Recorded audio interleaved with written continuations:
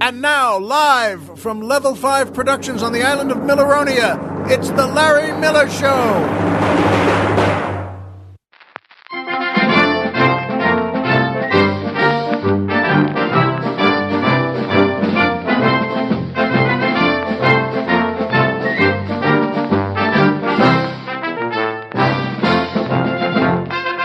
Good evening, Mr. and Mrs. America, and everyone who needs an air conditioner.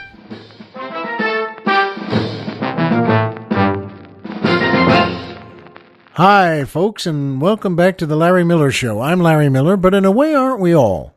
And boy, it's not a coincidence I talked about air conditioners, is it? And I'm going to be talking about them a bit more. But it's happy news, in a way. No, it's not, actually. It's too hot to be happy. And that's not just, on the mainland or here in Southern California. That's all over America and the world, as you know. It's a hot out there. But I'm happy for it. Boy, I'll tell you, though, I'm always happy for the show. And that's a great blessing, by the way. Jeff and I love the show and love doing it and love prepping it and then, recording it just like this. And, of course, the music always makes me so happy.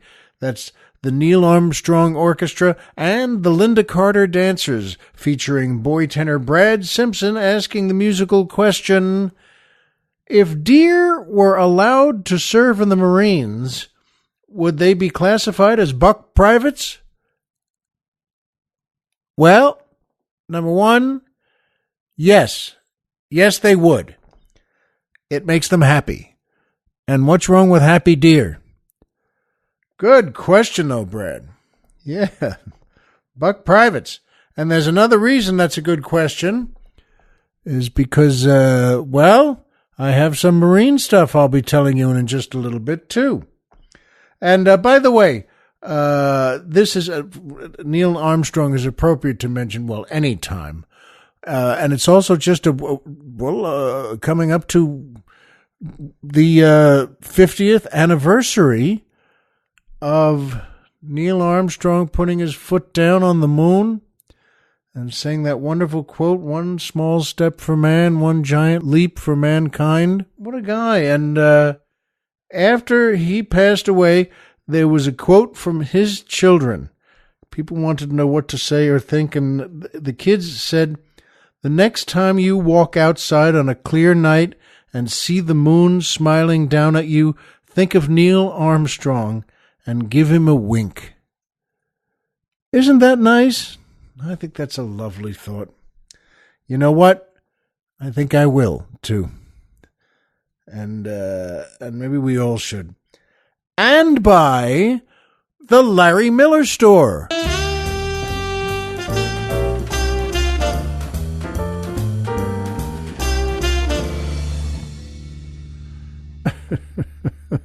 Now, I love all the music Colonel Jeff finds, and that one is just it's just knuckleheaded enough, but it sounds great. It's cool, but fun.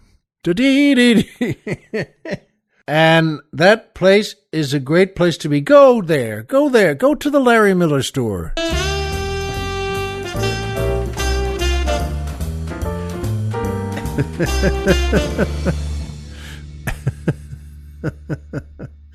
But go there, and yes, you can get there any way you want. You can get there on your computer, your iPhone, it doesn't matter.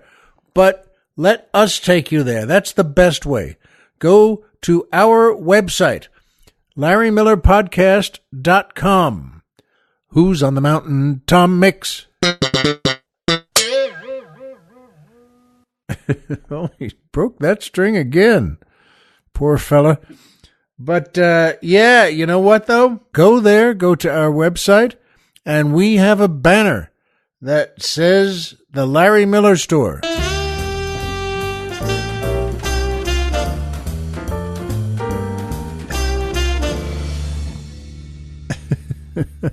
I forgot that time, too, because I didn't think about it. Each time I say it, we've decided that Colonel Jeff will play the theme again. But anyway, you know what? Oh, we've got all sorts of great stuff. Buy Buy some good stuff from the Larry Miller Store. Oh, I'm sorry. I should have had the fish. But we've got great T-shirts I love so much. The ones that one says, keep calm and Larry on. And one says, my parents went to volcano number 2 and all I got was this lousy T-shirt. So go there anyway. And we've got, as we put on our photo last week, the Bat Larry T-shirts. And that's the best way to put it, right? It's from the Batman show. And but it has me smiling and drawn in there, and it says Larry on the Batman wings. Oh, Lord. But you know what? Go there anyway. Go there. Yes. You know where. Oh, maybe they forgot. All right. Go to the Larry Miller Store.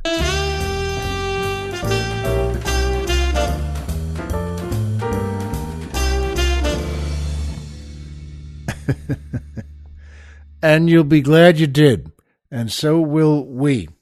And that brings me to my favorite part of the show, the joke of the week. And this is a good one, too.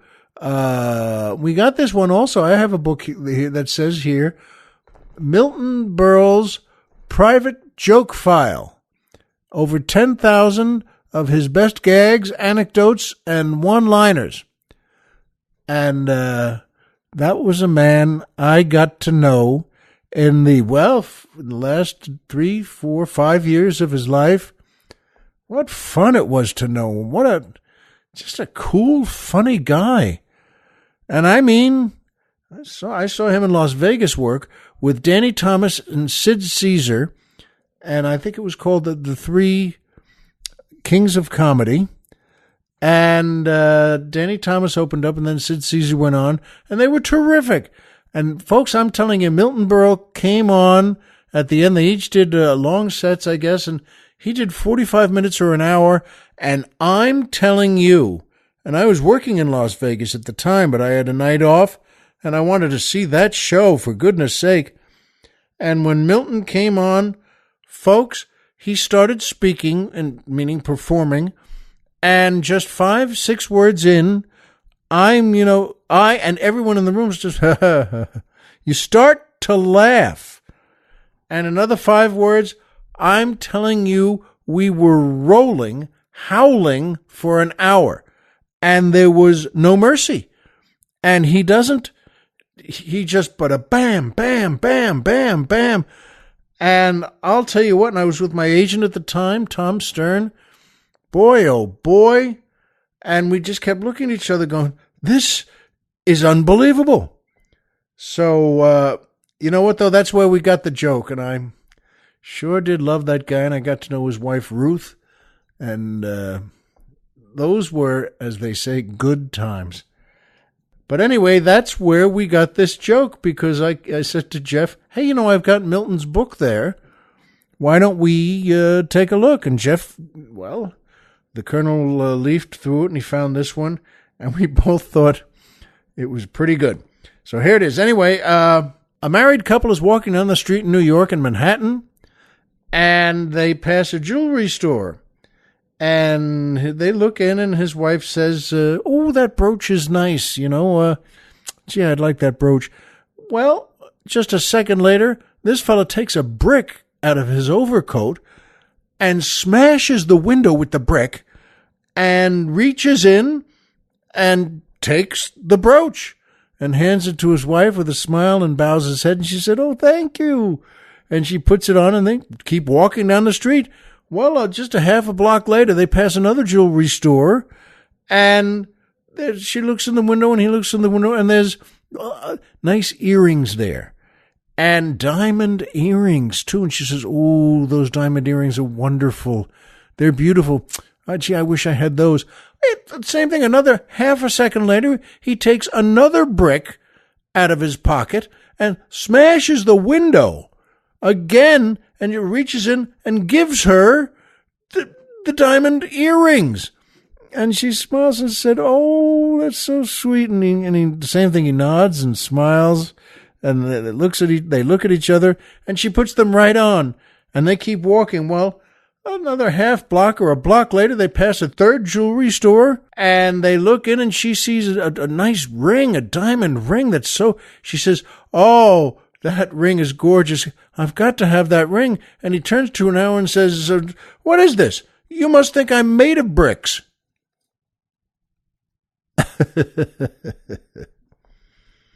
We got a kick out of that. Anyway, I hope you like that, folks. And thank you, Milton.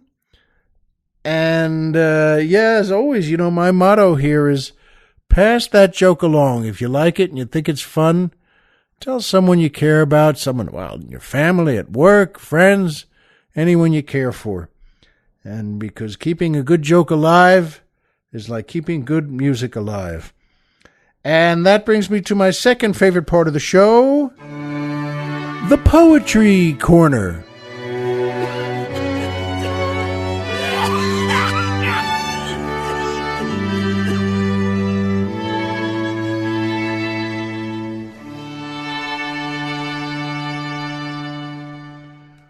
Boy, that poor fella still has that cough, too.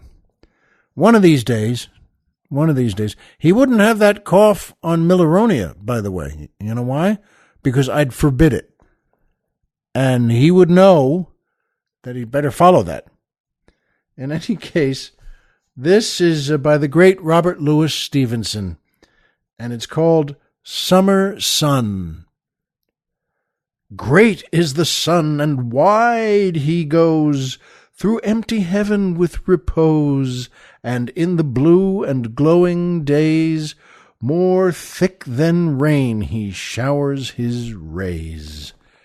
Though closer still the blinds we pull, to keep the shady parlor cool, yet he will find a chink or two to slip his golden fingers through. The dusty attic spider-clad, he through the keyhole maketh glad, and through the broken edge of tiles into the laddered hayloft smiles. Meantime his golden face around he bears to all the garden ground, and sheds a warm and glittering look among the ivy's inmost nook. Above the hills along the blue, round the bright air with footing true, to please the child, to paint the rose, the gardener of the world he goes. Isn't that lovely? Wow. And again, a great poet, Who can write about the sun like that? Hey, what about the summer sun? Well, Robert Louis Stevenson can. And yes, it was just perfect to pick because, it's hot out there. It's hot. But first, my third favorite part of the show, MMM, the Magic Movie Moment.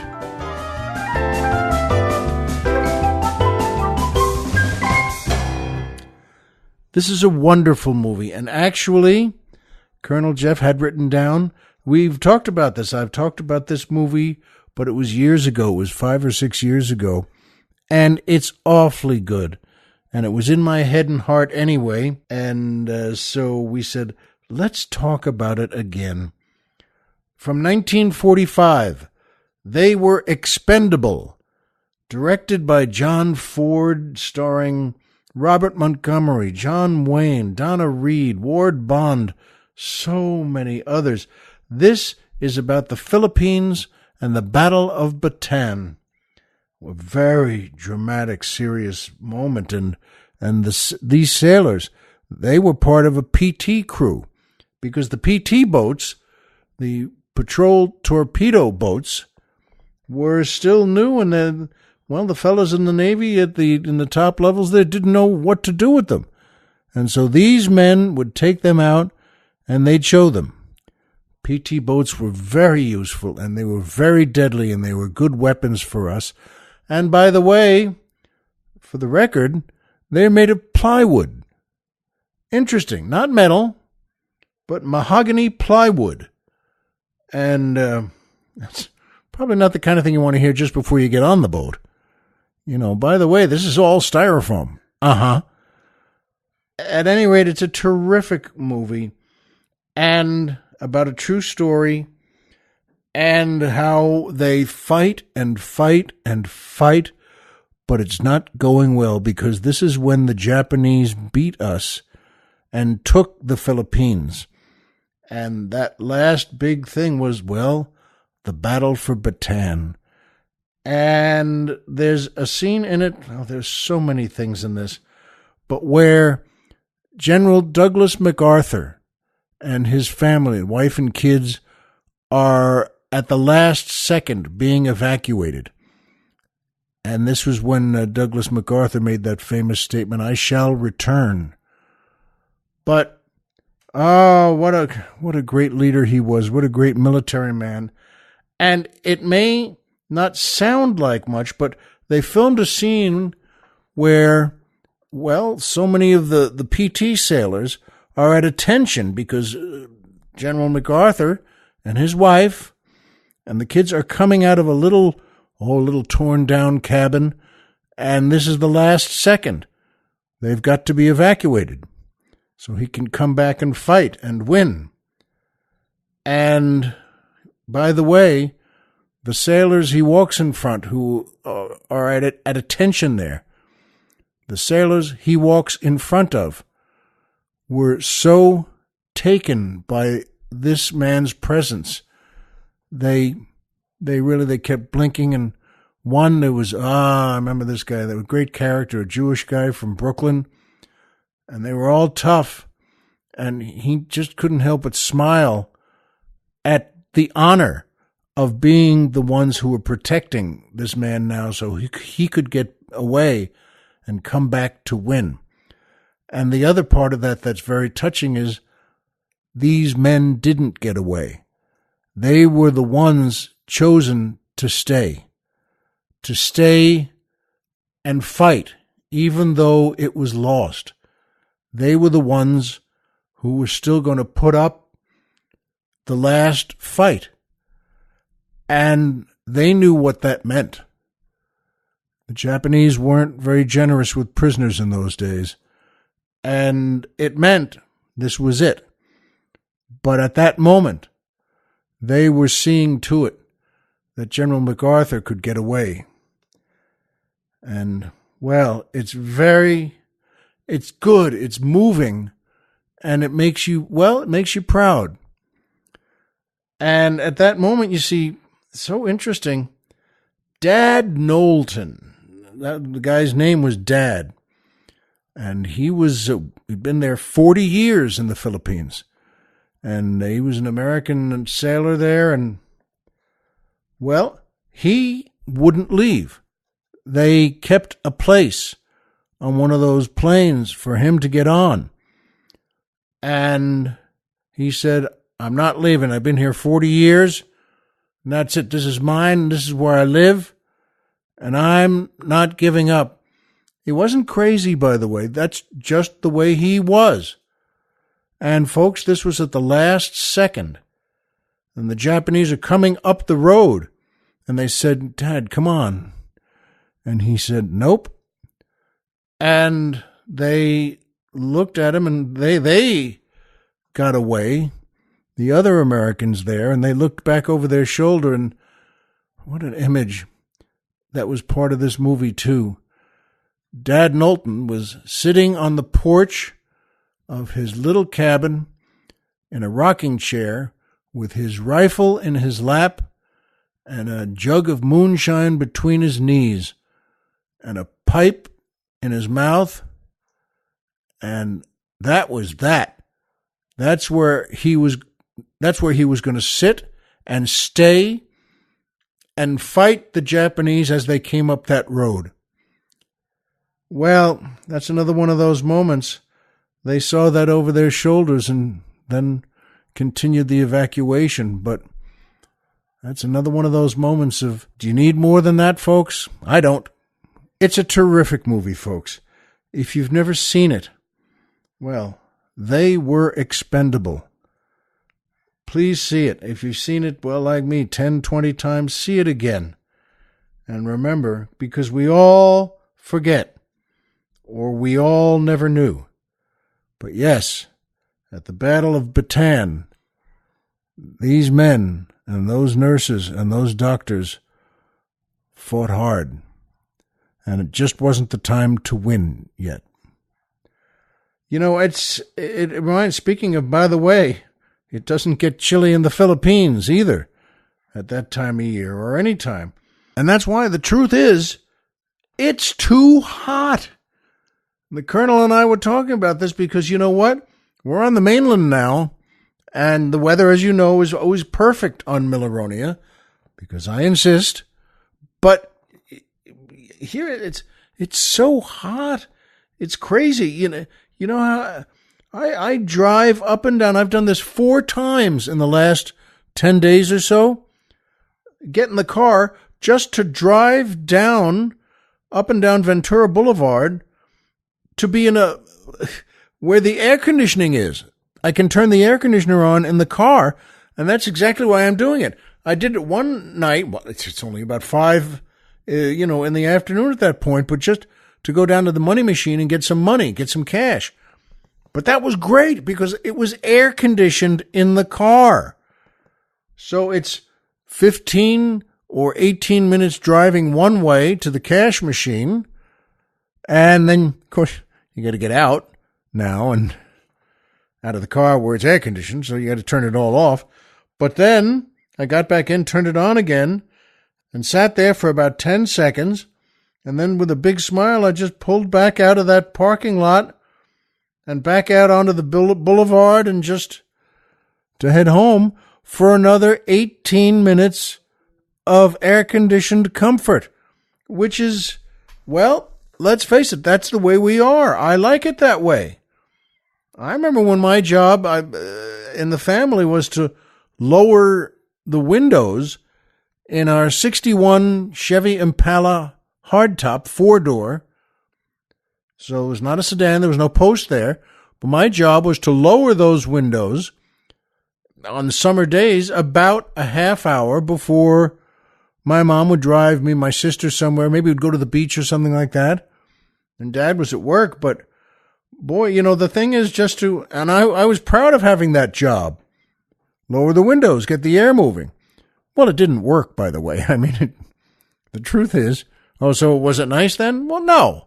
But it was better than, it was probably a degree or two better than it would have been without lowering the windows. So instead of 107, it was 105. That's pretty good.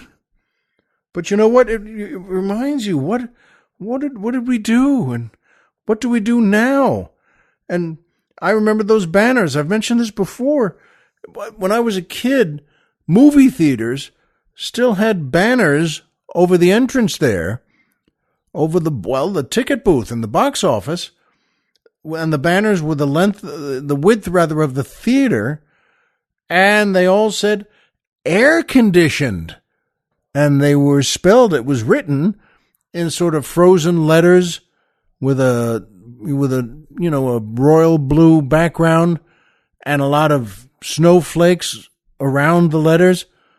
Well, that was not a small thing. I mean, it may sound goofy to you now, but that really brought people in because they didn't have air conditioners, but the movie theater did. What's playing? Who cares? It's cold in there. It's far cooler in there in July and August than it is out on the sidewalk.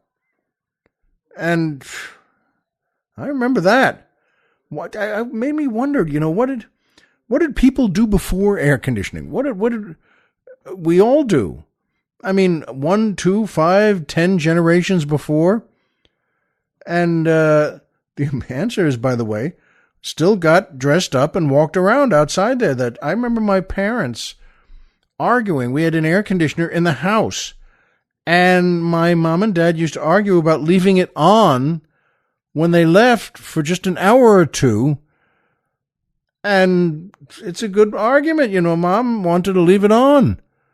And Dad, I think like most men, like most fathers and husbands, just said, but there's no one here.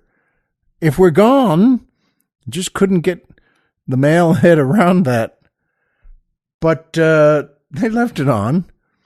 Anybody shocked by that? But, and that's what people did because they needed to. I remember in dorms at college and my fraternity, everywhere, buildings, there's no air conditioning, no fans, nothing. And I mean nothing. So it was just murder. It was crazy. I spent one summer up there. This is at Amherst College in Western Massachusetts. And I stayed there one summer. It was the summer before senior year, I think. And, well, Western Massachusetts also gets crazy hot there. It's unbelievably hot. And I was working in the dining hall, and that was a good job. I worked there for 4 years. But I was working there, and, well, it's not cold there either, It's not cold anywhere. But the thing is, and I'm sure you remember this either from childhood or from just knowing it, that people didn't overreact to that. People just went about their jobs. I remember seeing so many old photos in New York City there was one I remember that just really stuck out to me of two men in New York City in around 1895, and they were talking. It was about 50 feet away, 80 feet away, and they're just talking to each other on Broadway, in the middle of Broadway, on a little island there, and they were dressed to be out and about. They had long overcoats on and three-piece suits, tweed suits, wool suits, and, the white shirt with the cellulite collars and the ties and bowler hats. But, folks, the date on the photo was August 15th, 1895. Do you know what that means? They're standing there in the middle of August in Manhattan chatting. And in the middle of, there's no trees, there's no shade, there's nothing. It's just murder. And I remember, we'll never forget that picture. They weren't upset. They weren't complaining. They weren't yelling at each other. It's too hot. It's too hot. This is crazy. They were just dressed the way men dressed. And I started thinking, we were talking about this, and Colonel Jeff and I were thinking before the show during the prep time of, boy, there are a lot of hot jobs out there. A lot of people have, for instance, speaking of air conditioners, air conditioning repairmen. I remember we had a guy come to the house here on the mainland, and we have all the air conditioning stuff in the attic. All the engines, all the pumps, all the fans, all the units, all the pipes, every piece of big pipe, wide pipe, small pipe that go, and it's all in the attic. And I will never forget that the fellow who worked in it, well, there was in there, up there in the attic, 3.5, 4 hours. And this is in the summer. And he would come down every so often to make a call back to the office to see if this happened, that happened, or just to use the washroom. And not surprisingly, when this fellow would come down, well, he looked like a prisoner who'd be locked in a steam room, and he was just, the face was red and pink and sweating and just, that's a heck of a job. And also, I remember tiling roofs. I remember fellas go up on the roof there to put in new tiles, and they have that machine that turns tar around, the big black tar. And they're out on the roof with it.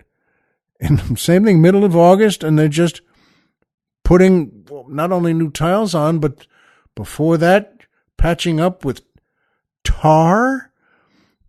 on the same thing, August, in the middle of August, and just swiping it around there with those tar mops.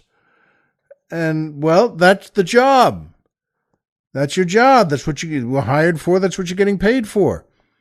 So when you get home, and your wife says, and the kids say, "Hi, Daddy, how was work today?" The only answer to that is, "Oh, please, I can't, I can't even complain. It's just good to be home. I'm just going to get in the shower maybe for an hour or so."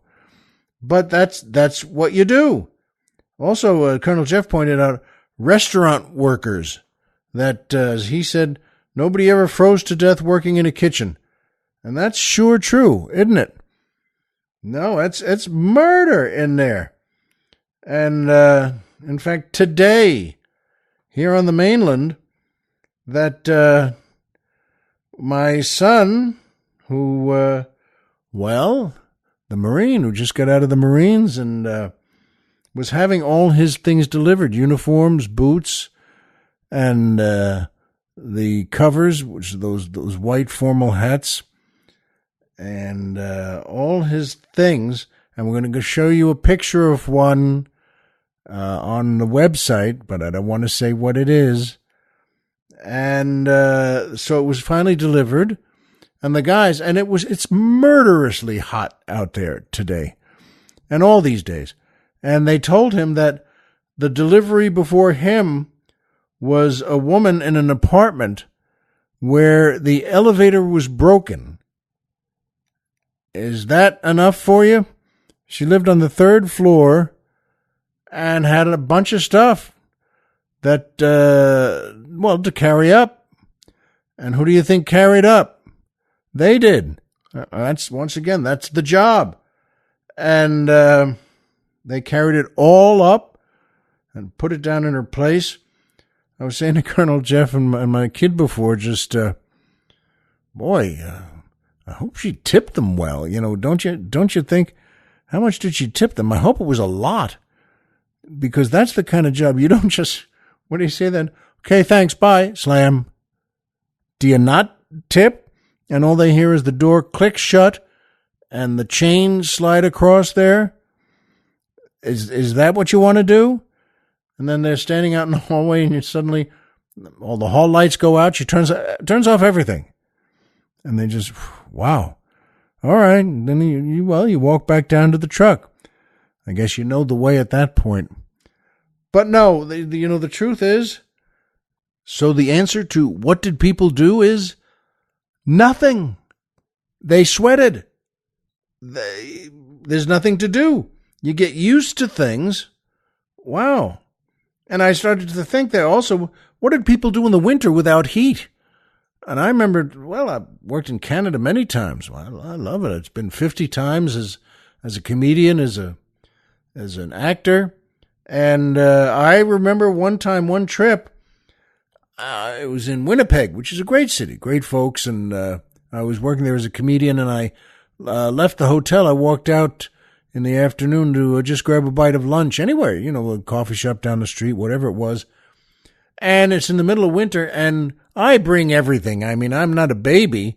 I brought not only, big, thick mittens, ski gloves, and big, thick shoes, and a union suit, and big, thick pants, everything thick, and a warm coat, and a scarf that you wrap around your face, in addition to the neck, and a wool hat you pull down over, and then the hood over that. And I walked out of that hotel, I'll never forget, and turned left, started walking down the block, and it was so cold, and there was no wind, by the way. This is just still air, but folks, so cold that I remember just getting 2 stores or so past the hotel, and I had to stop and think, "Whoa, this is crazy." And I just, my lips and my throat and my eyes felt horrible. They felt attacked. And I said, "All right, well, wait a minute. I just gonna find a coffee shop here. I just want to get some lunch." And I And I turned to the wall, I remember, between stores and just, okay. And then I turned back down the street there to head to find a restaurant. And I only got one store more. And then I thought, I can't do it. Now, this is not the Shackleton expedition in Antarctica, but can you imagine what they went through? But this was wild.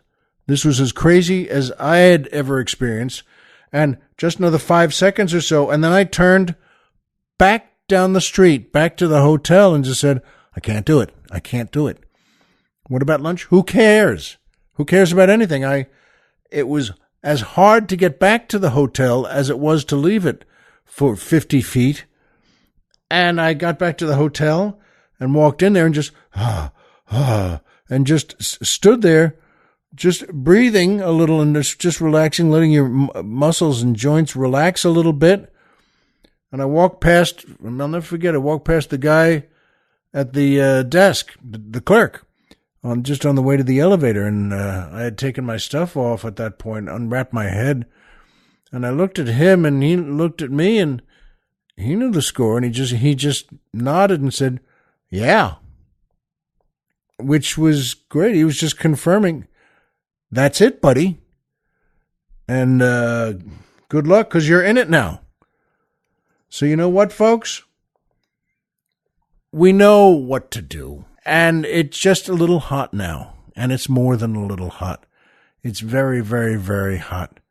But we know what to do, which is just get through it. And you and I know the same things. Homer is Homer, and Pluto is a planet. So remember, folks, as always, if you walked out of bed today and had a job to go to and a house to come back to and someone there who cares about you, folks, the game's over and you've won. And hot or cold, that's the best truth I know. Be well, and we'll see you here next time.